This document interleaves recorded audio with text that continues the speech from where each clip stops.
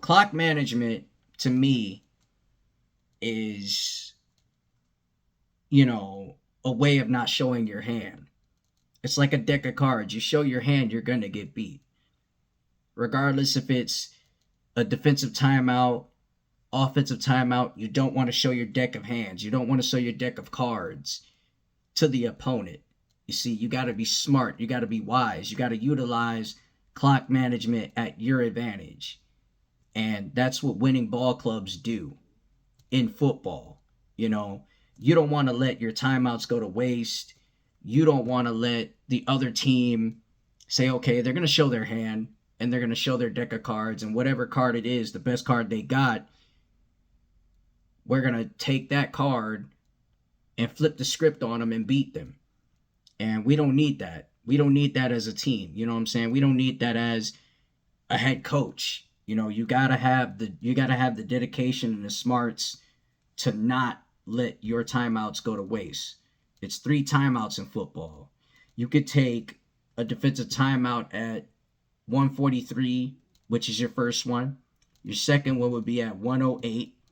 Your third, it could be 33 seconds, depending on the score, depending on the limit that, both teams are going through and what they're going into. So that's what it all depends on defensively. Offensively, when I would play Madden, I would go to clock management and I would look for QB kneel.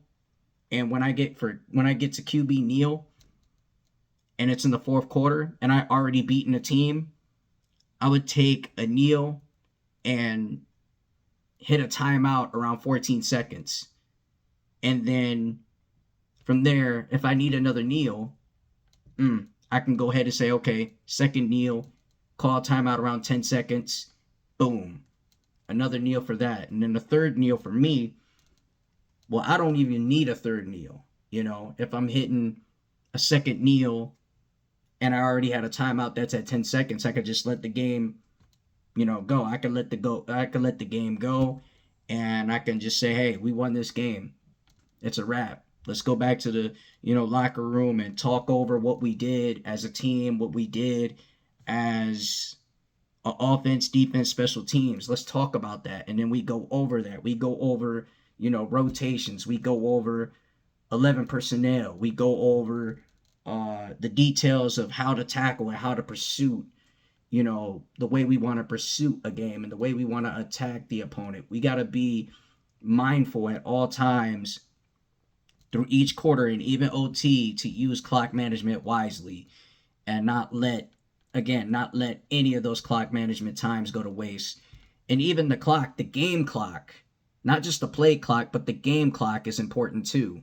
You know what I'm saying? It's very important. If you don't use the game clock to your advantage, you could lose.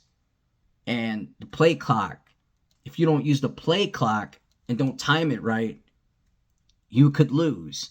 So don't go into these games thinking clock management isn't a smart thing. It is a smart thing. It's the best thing to use for your team, for your ball club going forward. Now, one time I seen from last year's Super Bowl, right, where Patrick Mahomes and Mecole Hardman already explained this, right, where they're going over a Tom and Jerry play. It's 10 seconds left on the clock. Play clock's through. 10 seconds left. You're in overtime. As the 49ers defense, and me being a Lions fan, I'll tell you this. Take a timeout. Take a timeout. Make a stop. You already know where they're going. They're not going left. They're going right. Because you see Mahomes rolling to his right and throwing to Mecole Hardman. Make a stop. Make that tackle. Doesn't matter if it's the Sam linebacker, the middle linebacker, or the outside linebacker. Go make the tackle. Even DB, step up and make that tackle. Make them earn that score. Make them earn that score. If you don't make them earn that score, then hey, it is what it is. You got to stop them. Matter of fact, not earn the score, but stop them and hold them to a field goal. Put the pressure on them. Put the pressure on Mahomes. Put the pressure on the Chiefs. If you don't put the pressure on the Chiefs, you can consider game over. So, the 49ers were just complete ass at that point. You know what I'm saying? And they didn't know what to do.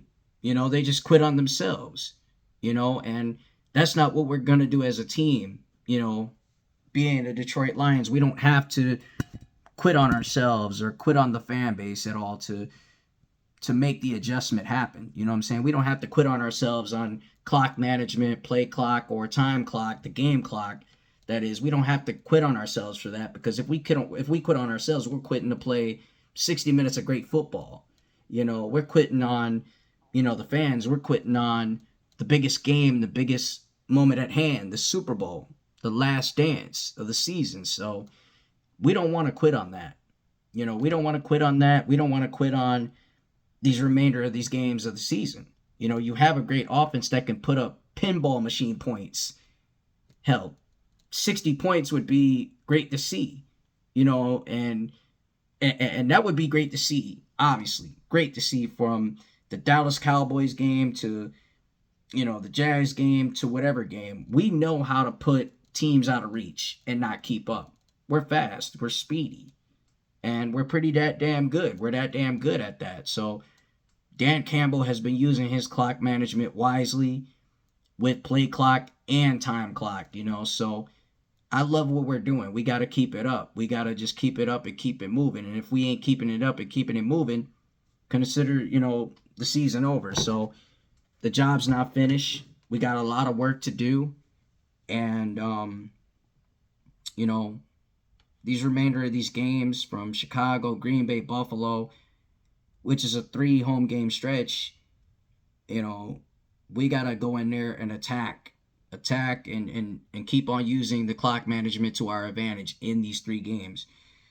Um, and no, if you're asking, I do have the San Fran game circled in. I really do, because it all goes back to the NFC Championship game where we had a 24/7 lead. And when we had a 24/7 lead, we didn't use clock management wisely. We fumbled the ball. We turned the momentum over to the 49ers.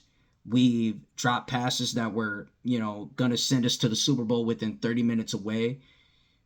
Josh Reynolds, prayers to Josh Reynolds, and I hope he's good. Hope he's all right. We've let ourselves down. We didn't know how to play chess in a big moment against a team like that. We were doing everything right in the first half. Everything right. We were controlling the game, controlling the pace, and we were pretty poised in that game. And we were playing chess well in the first half, but the rest of the game we just didn't play chess well. Um so now this time around we're making catches. We're taking strides on keeping the ball to ourselves and not fumbling the ball and holding the ball right. Um we're using clock management correctly, play clock, team, time clock, the game clock. Basically, we're using that wisely. We're using that correctly, and with that being said, we're doing what first seed teams could do. You know, um, X's and O's are going to be X's and O's. But the only result you want to see on that on the game is winning the game. That's the only result you want, a win.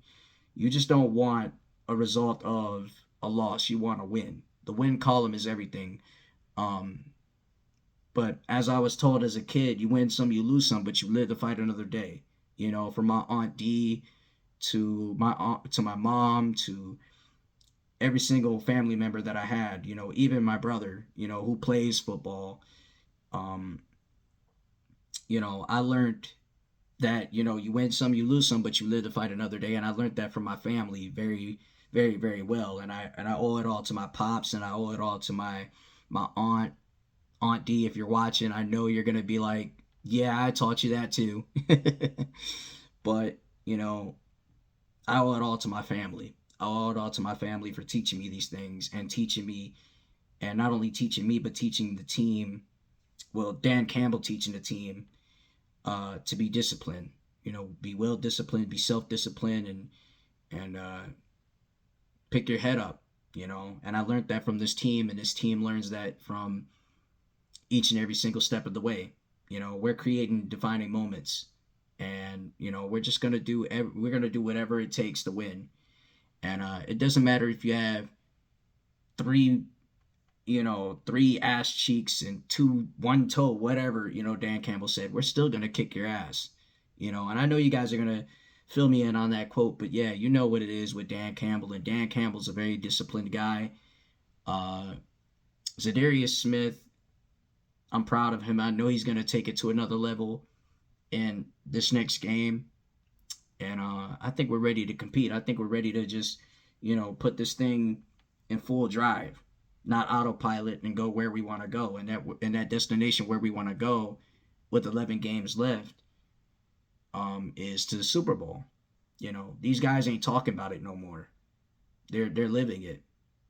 So this has been a brand new video from me, Chicken Nugget King 313. Make sure you like, share, subscribe to the channel. I'm at 261 subscribers. Hit that subscribe button. Tell a Lions fan to tell a Lions fan to join the journey.